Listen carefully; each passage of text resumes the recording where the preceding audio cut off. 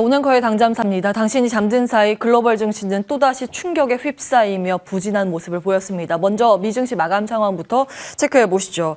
3대 지수 모두 장중 저점으로 마무리됐습니다. 지금 나스닥의 일중 그래프 나와 있는데요. 고점에 비해서 꽤 큰 폭으로 밀리면서 결국 종가는 3.6% 마이너스를 기록했습니다. 일반적으로 고점 대비 10% 밀리면 조정장이라고 하고 20% 밀리면 약세장이라고 하는데요. 간밤 나스닥 지수가 이렇게 크게 밀리면서 약세장에 진입을 했습니다. 베어마켓이라고 하죠. 월가에서는 베어마켓에 진입을 하면 추가 하락이 열려있기 때문에 안 좋은 신호로 해석을 하는 편입니다. 실제로 공포 탐욕 지수 보시면 이게 극심한 공포 쪽으로 기울어 있습니다. 최근 몇 년간 보지 못한 수치 13을 가리키면서 마무리됐습니다. 다음 보시죠. 히트맵 보시면요.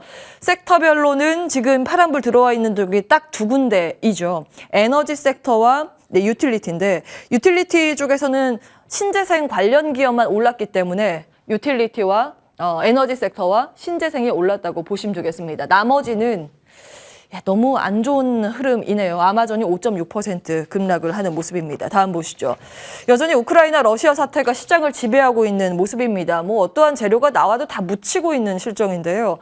인도주의 차원에서라도 전쟁이 속히 마무리되어야 하겠고 그러기를 간절히 바라는데 경제적인 관점에서 한번 볼까요? 금융시장의 가장 근본적인 공포는 지금 스태그플레이션이라는 단어가 떠오르는 상황입니다.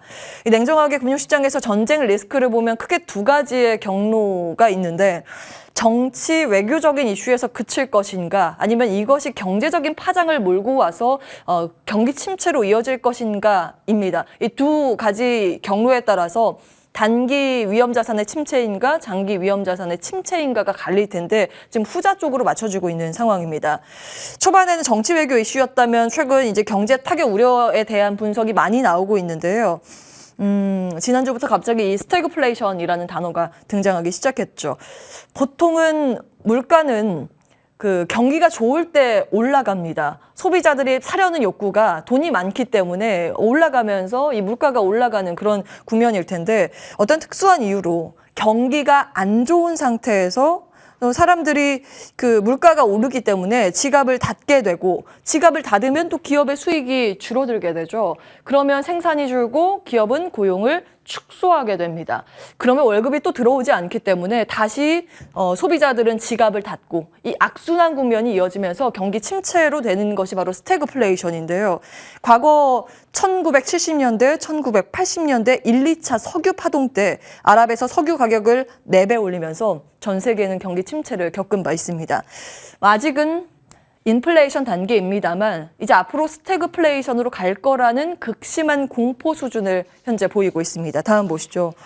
지난주 금요일에 당잠사에서 말씀드린 내용입니다. 월가의 채권원 빅로스가 CNBC 인터뷰 때 미국 경제가 지금 스태그플레이션에 가는 경로를 보일 가능성이 있다라고 언급을 하는가 하면요. IMF는 그 비슷한 맥락으로 경기에 대해서 경고를 한 바 있습니다. 그리고 최근 들어서 IB 업계에서도 이 유럽의 스태그플레이션 가능성에 대해서 언급이 빈도가 높아지고 있는 상황입니다. 다음 보시죠. 경기 침체 선행지표격입니다. 미국의 장단기 금리차 차트 다시 가지고 왔는데요. 이걸 보시면 그 공포가 명확히 드러납니다. 보통 연준이 금리 인상을 실제로 하는 구간에서 이게 떨어지기 마련인데 아직은 연준이 금리 인상 시작도 안 한 단계에서 이렇게 최근 가파르게 떨어지고 있습니다. 결국 금융시장 참여자 상당수들이 미래 경기가 안 좋겠구나라고 보이고 있고 이제 지정학적 리스크는 정말 예측할 수 없기에 공포가 좀 극심한 부분을 여기에서 확인하실 수가 있습니다. 다음 보시죠. 국제 신용평가사들이 지금 러시아 신용등급을 다 내리고 있습니다. 스탠더드 앤 푸어스에 이어서 무디스도 신용등급을 내렸는데요. 이 차트 한번 보시죠. 3월 3일에 원래 이 러시아 국가 신용등급이 한 중간 정도였거든요. 근데 6단계는 한 번에 강등시키면서 투기 등급, 리스크 높음 수준으로 내렸습니다. 그것도 요 세 포지션 가운데 가장 아래에 위치해 있는데 여기에서 3월 6일에 추가적으로 4단계 강등시켜서 이제 더 내릴 데도 없습니다. 국가 부도 바로 직전까지 강등시켰습니다. 다음 보시죠. JP모건에서는 3월 16일에 러시아가 디폴트를 선언할 가능성이 높다고 이야기를 했습니다. 디폴트 채무 불이행이죠. 달러화로 표시된 채권에 대해서 상환을 하지 못하는 것을 디폴트라고 하는데요. 16일에 그 일정이 있거든요. 7억 달러 규모 우리나라 돈으로 약 8,500억 원에 해당되는 채권 만기를 맞게 되는데 이 상환이 어려울 거라고 보는 겁니다. 아니요. 조금 더 적나라하게 말씀드리자면 상환을 안 할 거라고 보고 있는 시각이 우세합니다. 왜냐하면 지금 아래 좀 기입해봤는데 러시아 중앙은행이 보유하고 있는 준비금 보실까요? 6,400억 원, 400억 달러 이상입니다. 채권 상환을 못할 정도는 아니죠. 현금이 부족한 건 아니거든요. 이제 어제 아시아 증시가 충격을 받은 이유 가운데 하나이기도 한 내용인데요. 지금 서방에서 경제 제재를 가하고 있기 때문에 일종의 러시아가 보복 수단으로 이 디폴트를 악용할 가능성이 대두되고 있는 겁니다. 그러니까 없어서 못 갚는 거랑 일부러 돈이 있음에도 안 갚는 건 다른 문제죠. 디폴트뿐만 아니라 러시아가 지금 각국에 대한 보복도 준비하고 있습니다. 다음 보시죠. 러시아에서 비우호 국가를 발표했습니다. 우크라이나 침공 과정에서 미국 주도의 제재에 가담한 국가들을 포함시켰는데요. 한국을 비롯해서 미국, 영국, 호주 쭉 보시죠. 전 세계가 러시아의 비우호 국가인 것 같습니다. 오히려 여기 안 껴있으면 소외된 국가인가 싶을 정도입니다. 어쨌든 러시아는 이들 국가에 대해서 각종 제재를 하겠다고 언급했습니다. 다음 보시죠. 이 문제는 이제 러시아에 나가 있는 기업들이 문제인데요. 이제 업종별로 그 기업별로 생산 시설을 러시아에 보유하고 있는 기업 쭉 정리를 해봤습니다.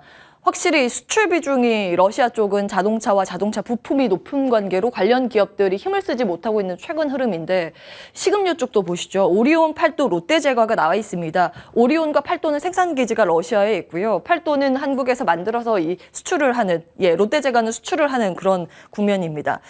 오리온의 초코파이는 국민 간식으로 지금 불리고 있는 상황이고 팔도의 도시락이라는 이 컵라면 아시죠? 저도 참 좋아하는데 그 러시아에서 그 시장 점유율 1위라고 합니다. 국민 라면이라고도 일컬어지고요. 롯데 칠성의 밀키스 등도 인기라고 하는데 기업들의 피해가 없기를 바랍니다만 당분간 상황은 지켜보셔야겠습니다. 다음 보시죠.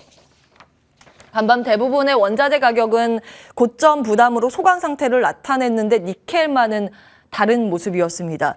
어제 전산 오류가 난 줄 알았습니다.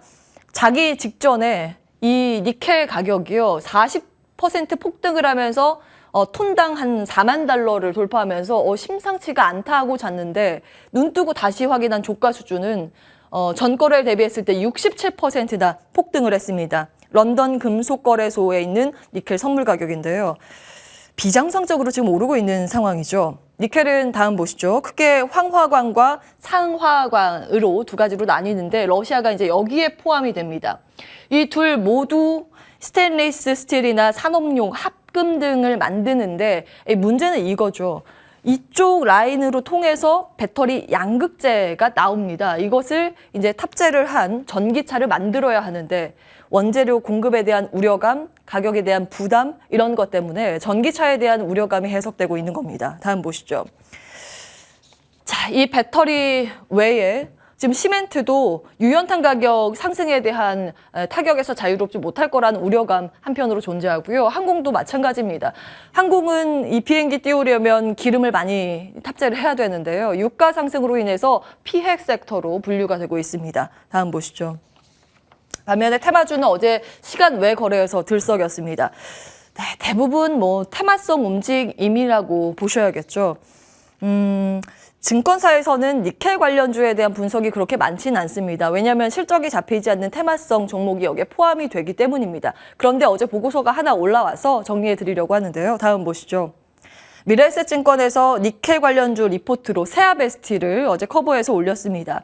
주요 원재료인 철 스크랩과 니켈 가격 강세를 보여서 이 기업은 수혜를 받을 것이라는 예상입니다. 실제로 작년에 실적이 긍정적으로 나왔고요. 그리고 턴어라운드 영업이 흑자 전환에 성공했다라는 점에 주목을 하고 있었습니다. 투자 의견 매수 목표가 38,000원으로 현재 주가보다 상승 여력이 97% 있다고 봤는데요. 쭉 내용들은 참고해 보시기 바라겠습니다. 자세한 투자 판단은 자리 옮겨서 받도록 하겠습니다.